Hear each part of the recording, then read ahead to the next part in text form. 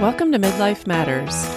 I'm Marie, and each week I'm joined by my friends Julie and Mindy to talk about all the topics keeping women in the middle years up at night. Today we're talking about catch-up culture in friendship. Join us as we share what it is, how to avoid it, and suggestions for deepening your relationships. Let's get started. Listeners, today we are talking about catch-up culture. And this is a new term for me, but it really captures how I've been feeling lately. I just didn't know that other people felt the same way.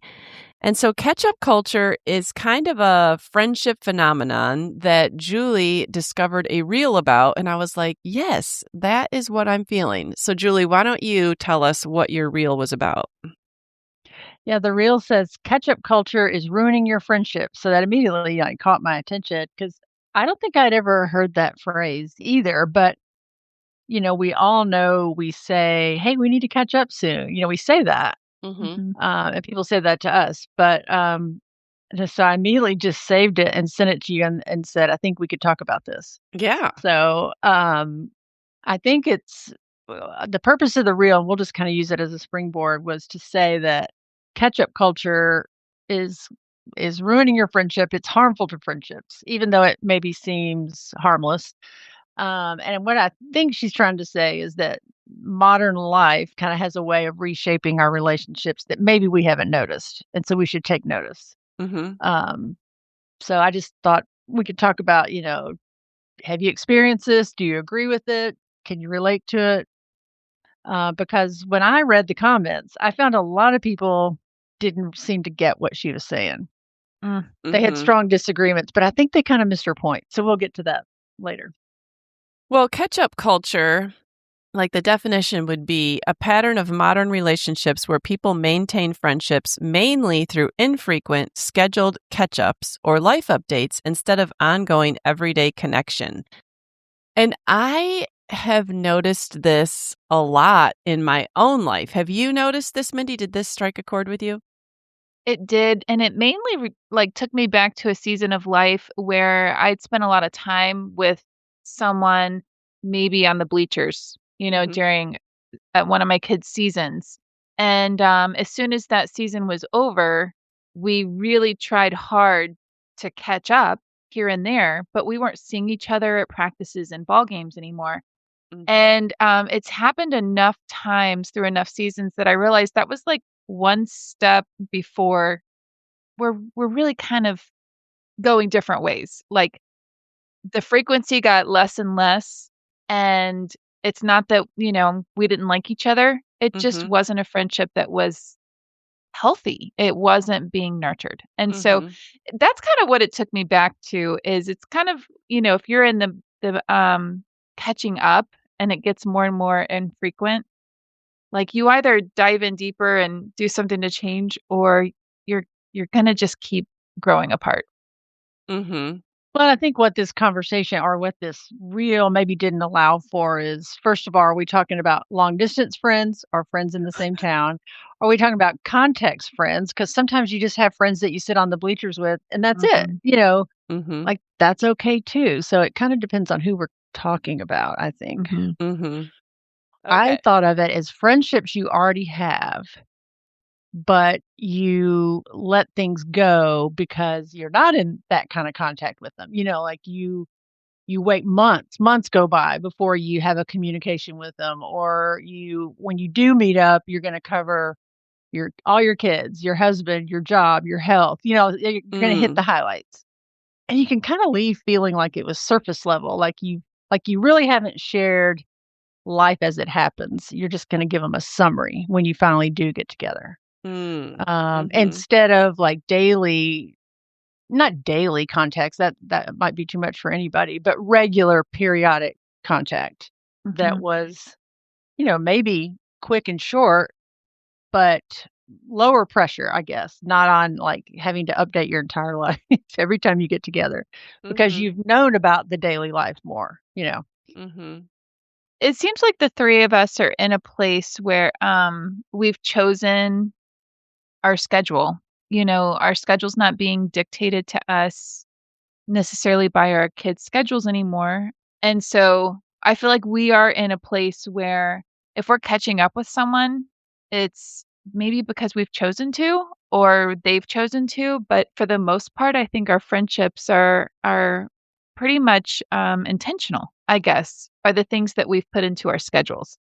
So maybe we're in a different age group than what the particular reel was gearing towards. I feel like I definitely have heard this talk in a younger generation, a little bit more frequent Hmm. than maybe women my age. And so Julie mentioned, maybe somebody that is out of college and they're trying to keep up with all those friendships that they made. Like we have kind of come in and out of social circles so many times. And at this point in life, we've kind of curated almost the people that we are doing the everyday things with. And then we have those people that are out of town and less frequent. Yeah, I mean, I think some friendships have to be that way. Yeah. But, there's no other And option, it's and it's okay. Yeah. Yeah, and it's okay. And then I think this is talking about maybe if you long for something different, how can you change that?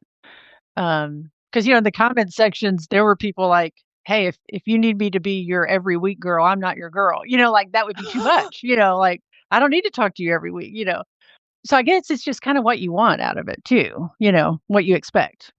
Well, we've kind of talked about what ketchup culture is and what it looks like, but why do you think it's so common? Because there were a lot of comments, there were a lot of people that said, yes, yes, I agree. When I saw this reel, I was like, oh my goodness, she's completely right on this topic. I totally agree. Like, why do you think that this ketchup culture has become common? One of the biggest things that I saw in someone's comment, and she didn't even mention this in the reel, but I think this is really true. Someone said, if I've already read all your posts, I don't need to catch up. And I wonder if social Hmm. media has taken away the need for us to stay in touch because they feel like they already know what's going on with you because you've posted something recently. Which is so sad, which is so terrible. Like that's all there is to know about you. That's what that's saying. Like, but I think you're Hmm. exactly right. I think um we have this ability to let everybody know what we want them to know. Mhm. But do they really know, what's going on in our lives? And I think in midlife too, it's probably just busy lives. Like you could have kids still at home, kids in and out of your home. You could be caring for aging parents. You could be at the end of your career. You could have just moved and downsized because you're an empty nester. Like, it's all kinds of things that could um, make friendships feel a little more distance and just geographical distance. And Mhm. even in the same city, traffic. Like if you live in Right. Hendersonville, I'm going to have a hard time seeing you from Franklin. Mhm. Um, And I thought this one was interesting, like, um, just high expectations, almost like if you're like, I don't know if I have enough to say since the last time. I don't know if I have enough to tell you.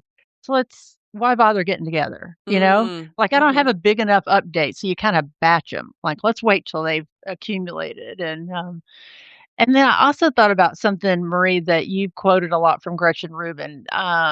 Something that can be done at any time is often done at no time. Like Mhm. we can just, we're all available 24/7 almost with our phones. And I wonder if that plays into it too. Like I know I could get in touch with her. I know I could call her, but I don't, Mhm. until I think Gretchen says, do it now or decide when you will do it. Mhm. Kind of being more intentional about it. Mhm. It definitely seems like this would be common because friendship is hard. It can be scary for some relationships. It takes a lot of time to really cultivate or to grow deeper with somebody. And so even if, you think, well, I'd like to get to the point with this person where we're just, checking in here and there and it's not like this 3-hour thing. It's really hard to change the dynamics of a friendship. It takes, real attention, real purpose. And so, especially, if you have children and a marriage and a job and, you have these other commitments, it really is something that you almost have to plan and schedule for yourself to reach out. And also, friendship is hard. If Mhm. I didn't say that again, because it is. And so, you're always kind of, if this is a new friendship, you're kind of wondering, do you feel the way I feel? Are you wanting to get to know me? I'm wanting to get to know you. I'd like for you to be somebody that, I come in contact with regularly. And if you're in the beginning stages, it feels like that. If you're much later on and you'd like to get back to something that's more intimate, with that person, well, that takes a lot of time, and whether both people have to have it too. Both people have to choose to be committed, I guess, to keeping up. And so whereas we used to have certain activities that kept us, frequently coming into contact with people, with some people that we really do care about and love, we don't get to come into contact with them as frequently as we want. And I know one of my main things is I'm not a big phone talker. And so like if it's someone I have, I need to be on the phone with, that's gonna be really hard for me to stay frequent. Yeah, like, I'm thinking of one of my oldest friends, and she's always been long distance except for a few years. Last night she was driving for 2 hours, so she just sent me a text, "I'm in the car for 2 hours if you wanna call." And so I called her and we talked for almost 2 hours. I mean, I couldn't believe it. I just had it on speaker, I walked around the house, I cleaned things, I folded laundry, kinda like the old days when you had little kids and you Mm. made calls, and I think David walked in and took the dog on a walk, and when he came back, he goes, "You're still talking?" But I really hadn't talked to her in probably over a month, Oh, nice. and so I thought, "Why not?" It was kinda Yeah. nice. So, Yeah. yeah, I think she's definitely a friend I have to be willing to catch up with, because Yeah. yeah.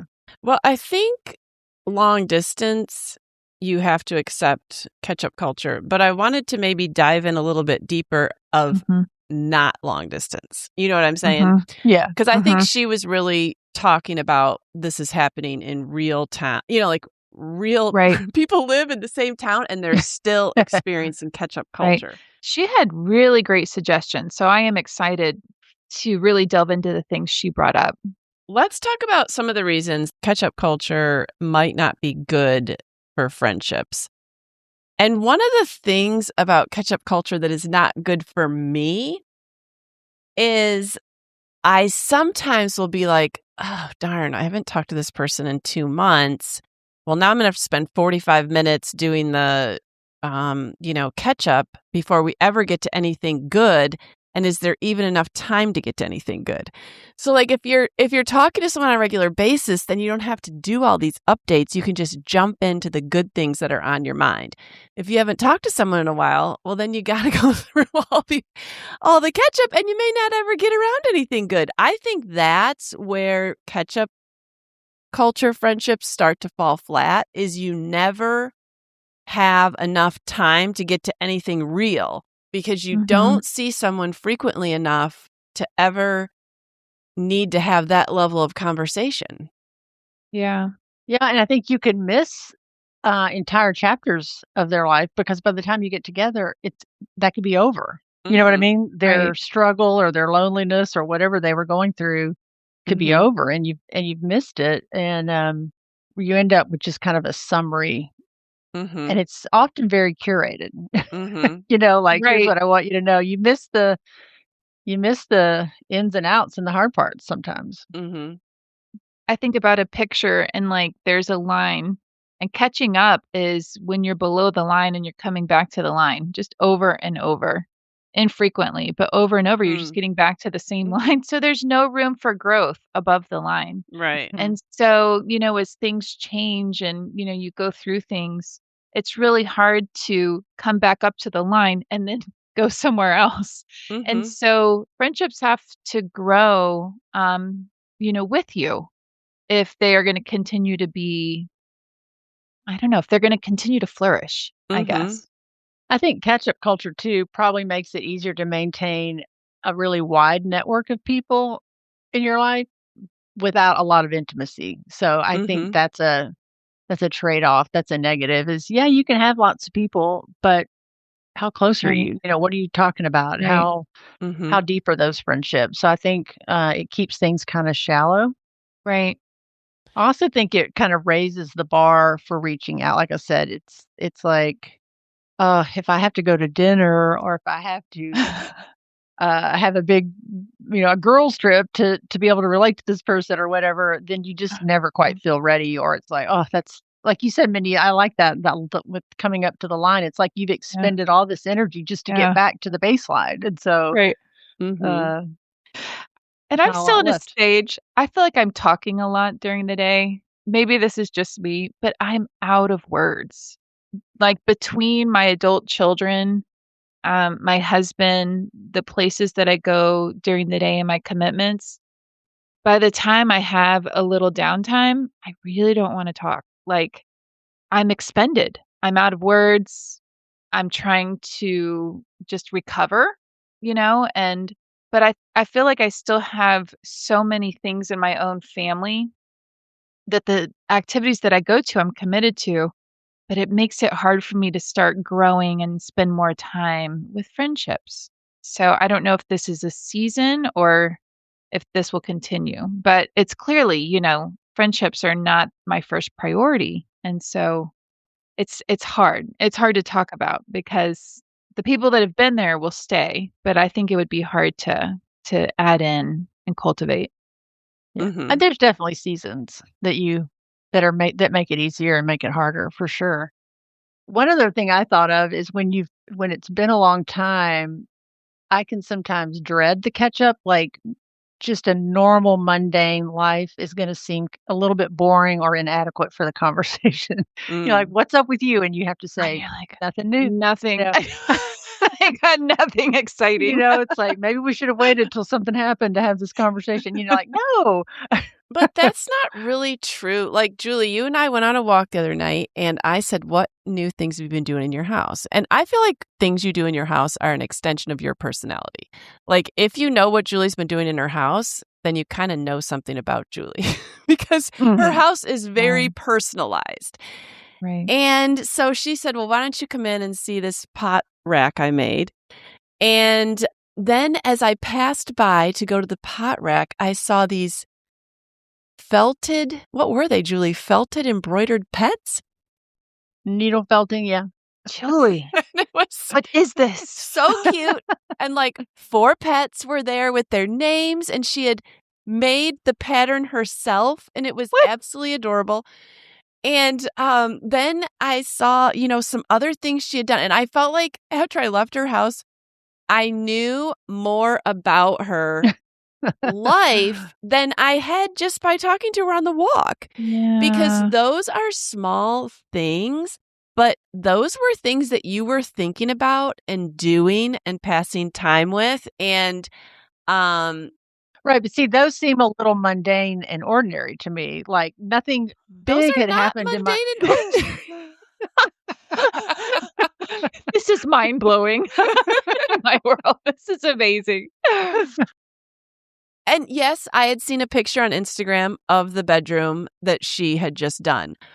But seeing a picture of somebody's bedroom that they've just done is different than going into the bedroom and hearing the process of why they decided to paint this part of the ceiling and not that part, and how this rug is turned over and it's not actually the right Wah, wah, side up. wah, No, wah. that's not wah-wah.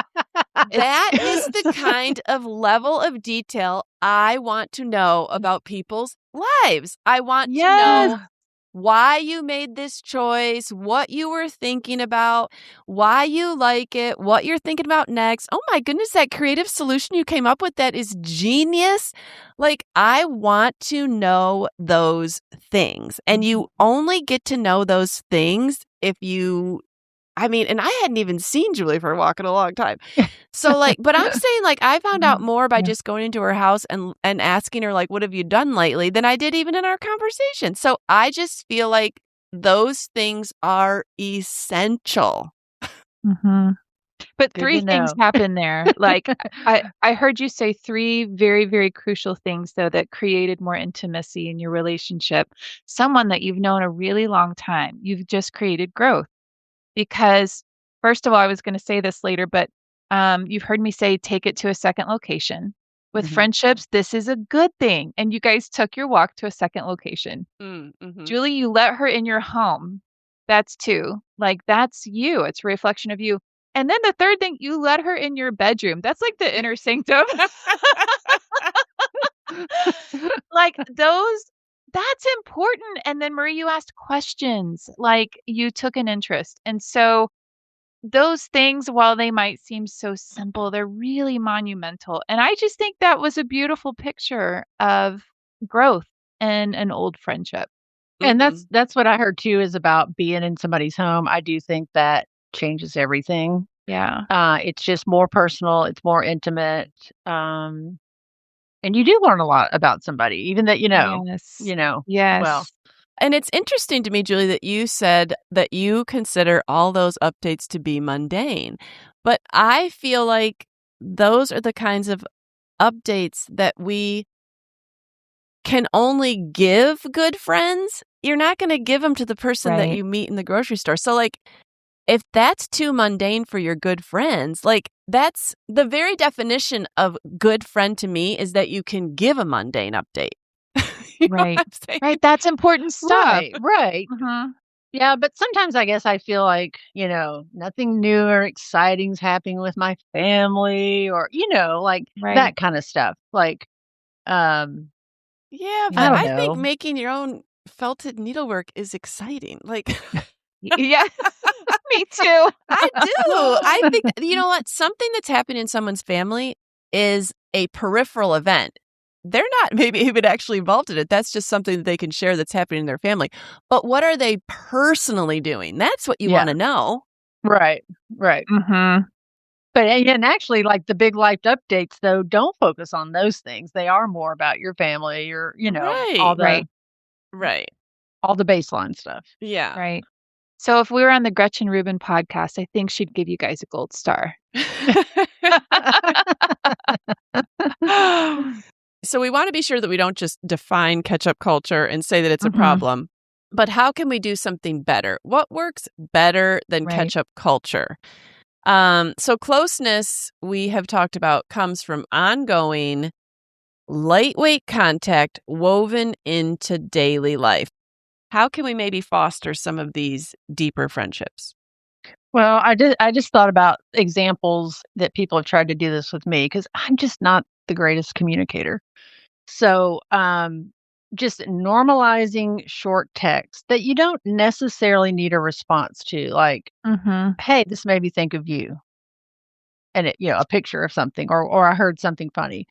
Or, like, with 2 groups of friends, we have a text thread that we have a little funny title for, and we might go a month without texting, and then all of a sudden somebody'll say, "Look what I saw today here. This made me think of you," or a prayer request, or whatever. You could post a meme or whatever.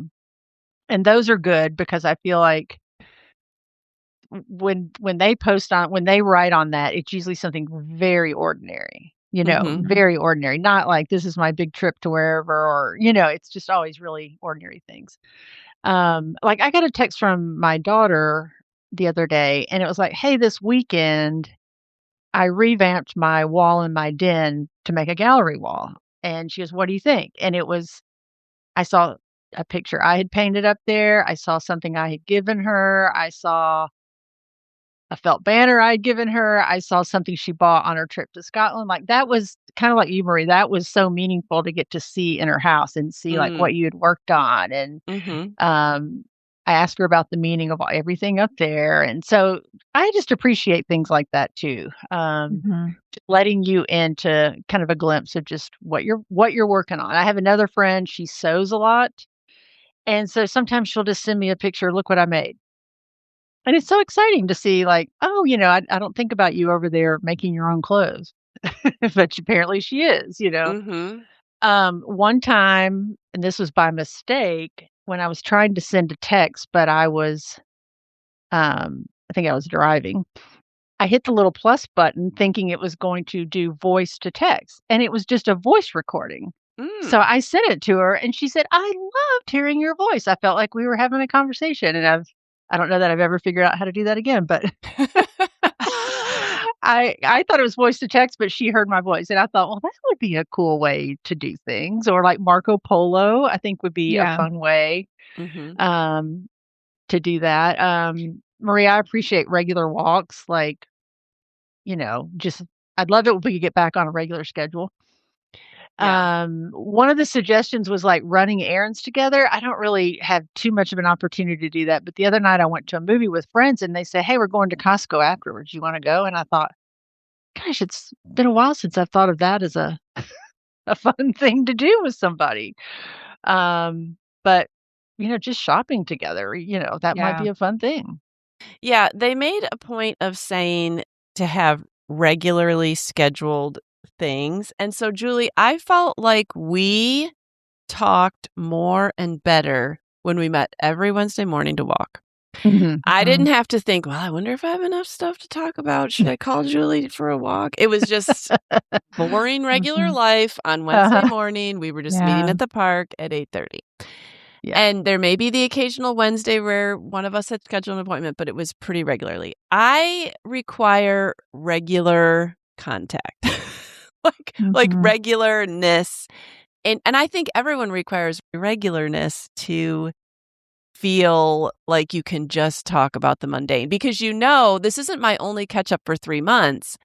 We're gonna do Right. this next week and the Like, you have to next get it week. all in. Yeah, Yeah. and the next Yeah. week. Regular contact really lends itself to being able to talk about those mundane things because you don't have to start from scratch with a catch up. Yes. I Right. love this quote. It says, "Don't wait until you have a lot to say.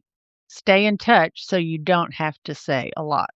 Mhm. And I think that fits perfectly, like, we can just Yeah. talk about whatever comes up Mhm. organically because we're caught up. Right. Mhm. Mhm.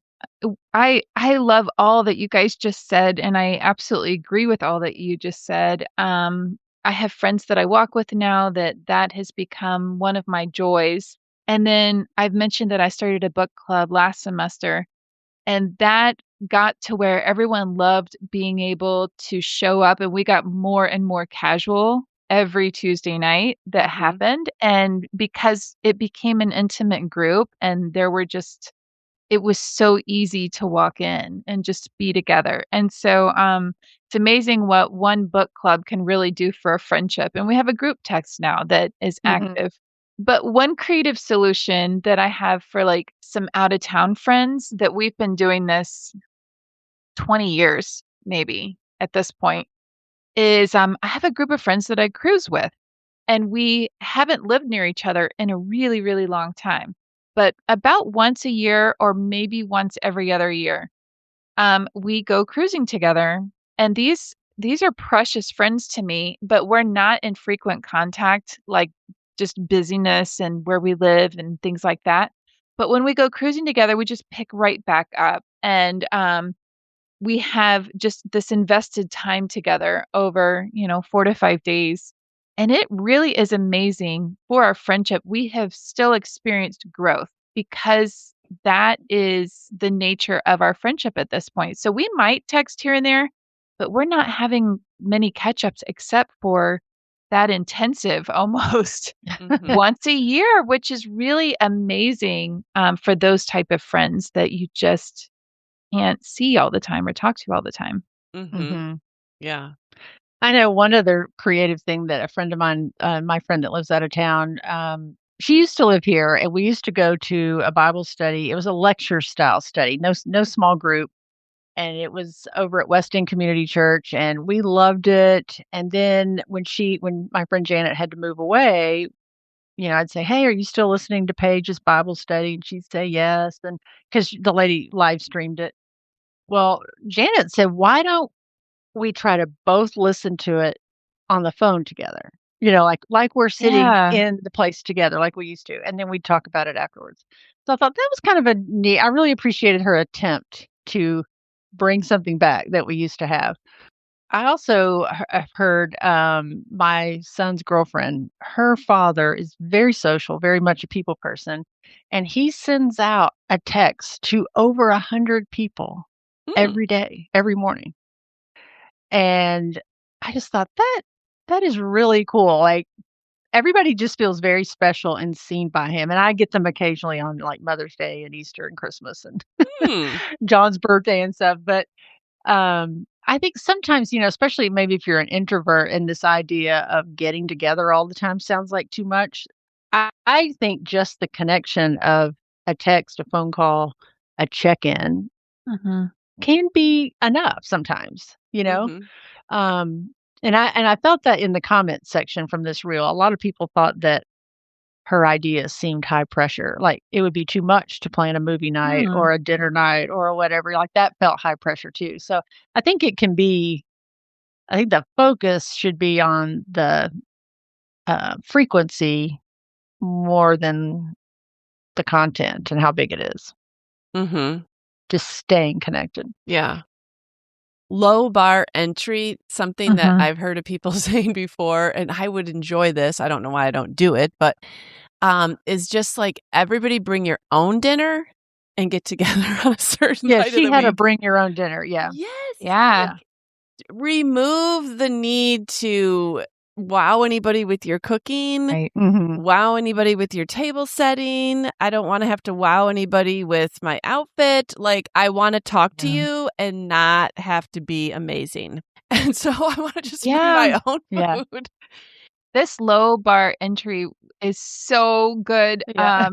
and this is where, I was originally gonna bring up the take it to a second location, because if you do go to a gym class, this is where it'd be really easy to, after class, say, "Hey, you wanna grab coffee?" You're already out, you're not having to schedule something, you're not worried about, carving out a lot of time, because sometimes leaving the house and going somewhere is so much harder than if you're already out Mhm. and then you just grab coffee before you go home. And so that's where, if you can tack on, an extra conversation, no matter where you're meeting up with people, it just helps. It takes away so much of the planning. Yeah, you could just Mhm. go to Costco afterwards. Just hit up Costco. That's right. She suggested a game night, an Yeah. admin night, which is assume just getting together and paying your bills or Like, I guess taking care of your business. I don't know. yeah, that kind of stuff. Movie night, game night. I think she said bring your own dinner. Uh-huh. Yeah, girls trip. Mhm. One other thing that she said was build. I think she said traditions, or Yeah. I think I saw somewhere else like micro rituals. Like Yeah. a 5-minute call, a Friday check in, a Yeah. monthly coffee. It said that this could reduce decision fatigue. It's not like, Yes. oh, when am I? It's like, oh, it's Friday, I can do this, or it's the Mhm. Right. first Monday of the month, then we're doing this. And I think that goes back to walking, Marie. It's like if I knew Mhm. that every Monday night this is what was going to happen, that just takes that off your mind to have to plan it. It's Mhm. Right. done. It's there. Mhm. Um, and I think that helps me because I kind of have trouble making decisions. So if it's already made for me, I'll show up. Let's talk about a few of the comments because I always love comments on reels like this. So, did any of you guys have any comments that you wanted to highlight? I thought this one was kind of funny. I have besties that I see once a year, but they'd be here for me in a heartbeat if I really needed them. We can't keep living like our high school selves. And I thought that's what made me think maybe this was a younger person that was trying to do that, hadn't learned that, you know, friendships change as when you're adults. Mhm. Mm. Yeah. Mhm. Yeah. One lady said, "This actually makes me feel more pressure. It's hard to create things like this in a Uh-huh. larger city, when you have different lifestyles." This one, to be honest, people want a village, but they don't want to be a villager. Right. Yeah. Did seem like a lot of people were almost pushing back I thought so Yeah. too. against the idea of even being able to even think of a way to not have ketchup Right. culture. Well, I felt like they were still focusing on the things she suggested. Like a lot of people said, girls trip with what money? Like Mhm. you don't have to do a girls Yeah. trip. That's her whole point is it could be a Right. text thread. It could be a phone call. Right. I don't think it's so much about the thing because none of these things will fit everybody's taste and needs. It's about the connection. One comment said that when you're doing catch-up culture, it's very tiring because it has to be such a long event. like I said before, it can take Yeah. such a long time to move past the updates to get to anything good that makes it even longer. So like maybe it's got to be a 2 or 3 hour commitment or spending a whole day with someone to catch up with them when you would have rather just met for coffee a little more frequently, 45 minutes or something, Mhm. and not had to do that. And so sometimes we just don't have these really big blocks of time. Or for some people, that might feel really overwhelming. Like if you're an introvert and now you've got to spend the whole day with someone to catch up. Whereas if you could have just caught up in shorter increments more periodically. Right. Yeah, and I think that makes you just put it off and creates more distance. Mm-hmm. Mhm. A lot of the comments, honestly, one of the common themes was we need this for long distance friendships. And so I wonder if, what generation is saying that, because if you haven't moved or had to make new friendships, that might be difficult. It might be difficult to make new friends if you feel like all of your old friends essentially are somewhere else. Mm-hmm. And so I do kind of wonder about that. The skills for making and keeping and maintaining and growing in a friendship, those are very unique and special. And honestly, I hate to say this, but I feel like COVID really has put a kink in the chain of just relationships in general and how to talk and be in relationship with somebody. It concerns me, I guess, that I don't know if we have gotten past our individual selves, I guess, to be able to Yeah. overcome these social barriers. Because even though that seems like such a long time ago, hey, we're way past that. I do think there's some things we haven't recovered from. And this is social stuff is definitely one of them.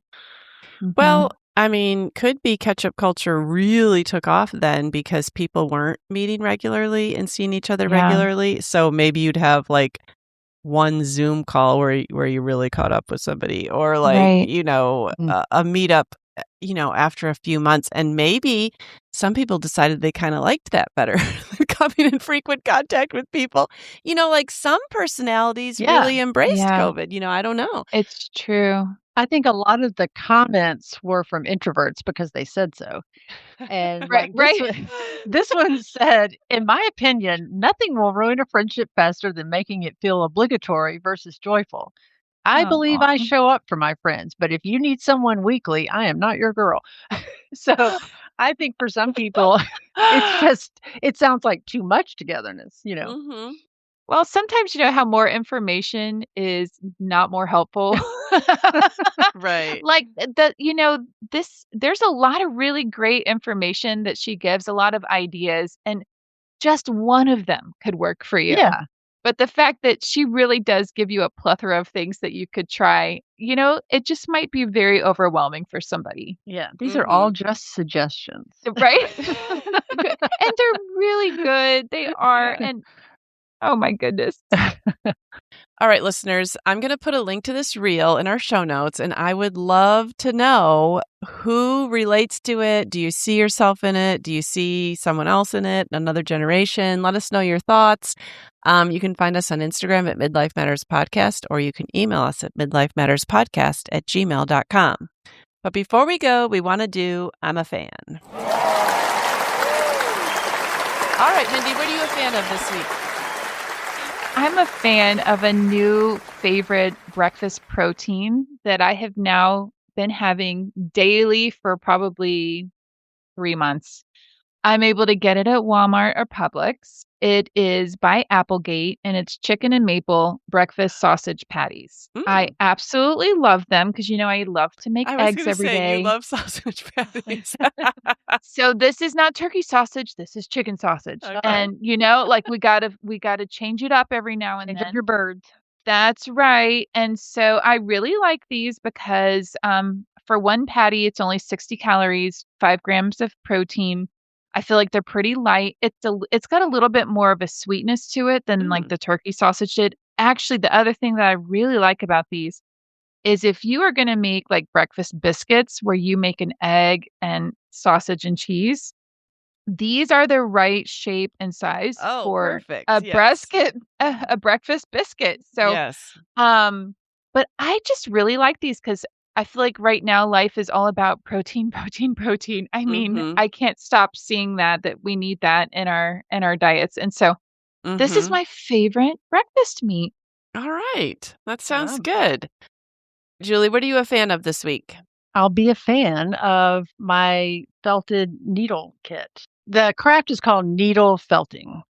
You can make little three-dimensional animals. I have a lady in my life group that is very crafty, and she's made all these adorable little animals, but I don't really have any need for 3D animals.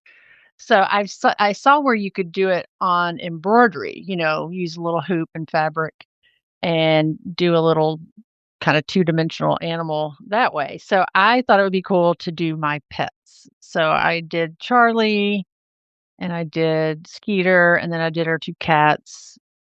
And Marie pointed out that I didn't do my last dog. So now I've got to do my last dog. She didn't do Abby. And I was thinking Oh. about doing our horse that we had, and she was like, "You do the horse before you do Abby?" So I probably had 2 more to make. Uh-oh.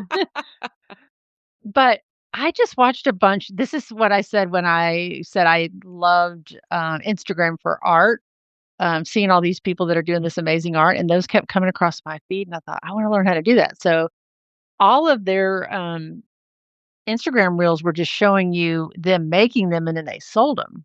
But I wanted to learn how to make them. So I just found YouTube videos that showed me how to do it. And this was my ice storm craft. So I ordered it all, got it in, got all the Oh. supplies, and this is what I did during the ice storm. Amazing. So you just take these little pieces of wool. It looks kind of like cotton the way you pull it apart, and you take these really, really sharp needles of varying sizes and kind of poke it through the fabric and build it up. And the other thing I wanted to share was on Amazon. I bought the little embroidery hoops, but they also serve as the frame. They look like oak wood, Oh. but they're kind of rubber. And so you just Ah, leave the fabric in there, and they have a little hanger, and they're really cute. I they had never are seen really those cute. before. Yes. Yeah. They're So I bought adorable. those too. So and they're not very expensive. So I yeah. feel So like you should if you take a bought the picture of kit, this. I'll Yeah. post it. If you buy the kit, you just need to find instructions because it's not going to give you the instructions. You'll have to Okay. go Okay. to YouTube. Yeah. Awesome. No, it's really adorable. Yes, you definitely need to. I recognized each one of her pets. Oh. Well, it did have their name on them. Well, So they but must it have looked like them. turned out well. I wouldn't have even needed the name. They were a good likeness were of each one of them. that good. They were that good. All right, this week I am a fan of something that we have recommended on the podcast. And we recommend things to people all the time, and they probably have ordered them and we don't even know. But for some reason, when Julie recommended these curtains, I felt awkward about ordering them. But I was like, darn, those curtains sound like I would like them. But then I was like, cool, what if she comes over to my house and sees that I ordered those curtains? But it was like, well, she did recommend them. People order them, but still. So anyways, when I went in to see her bedroom remodel the other night, I sheepishly confessed She confessed. I had ordered the Uh-oh. same curtains, but in a different color. And then she said Aw. that another one of her friends also ordered them, that was only after she ordered a pair she didn't like because her husband said that would be ridiculous to copy Julie. So Julie has friends that are ordering these curtains. Yes. So I said, Stephanie, get the curtains you like. Don't worry about whether I have them or not. I mean, how often are we in each other's bedrooms? That's Right. funny. There's this cult following, Julie, that No, these are just good curtains. Yes, Yeah. I am going to re-list the link for these curtains and recommend them again. So they are called Vision Home, and they are linen plaid pinch pleat full blackout curtains. And I got the flax linen color, and Julie had gotten the cornflower color. And I don't remember what color you said your friend got, Julie. Well, she ordered solid blue curtains there and off that same store, and then she ended up getting the same color as mine, the blue. Okay. So far we've seen the flax linen, we've seen the cornflower. I think the sage green also sounds really pretty, and the charcoal. I mean, so they have 4 colors. And Julie had said before that they come and you almost need no ironing, and that is so true. Like, they're just beautifully lined. they're very well made and they come out of the package looking great. I got the 108 length, and I got 2 panels for $89.99, which I know. you just can't beat that. I mean, I was looking at other ones so that I wouldn't be copying Julie. And like sometimes they'd be like $150 a panel. And this I got 2 panels for $90. Wow. Yeah. I can believe the they're price. a good deal. I'll put another link in our show notes. Don't be shy, listeners, about ordering them because tried and proven. they are I'd love to see pictures of everybody that has these curtains. I know. So anyways, all right. I enjoyed this topic about ketchup culture, and I'm going to try to be more aware of it and fight against it in my own life. Yes, me too. That's good. Good tips that we all had, I think. Yeah. All right. Well, we'll talk with you next week. All right. Sounds great. Bye. Bye. Bye. We're so happy you joined us today. You can find the show notes for this episode at midlifematterspodcast.com. Also, please tell a friend about the show and help them hit the free subscribe button on their favorite podcast app. Be sure to follow us on Instagram at Midlife Matters Podcast. That's where we post pictures and stories about all the things we talk about in each episode. Thanks for listening, and we'll see you next week.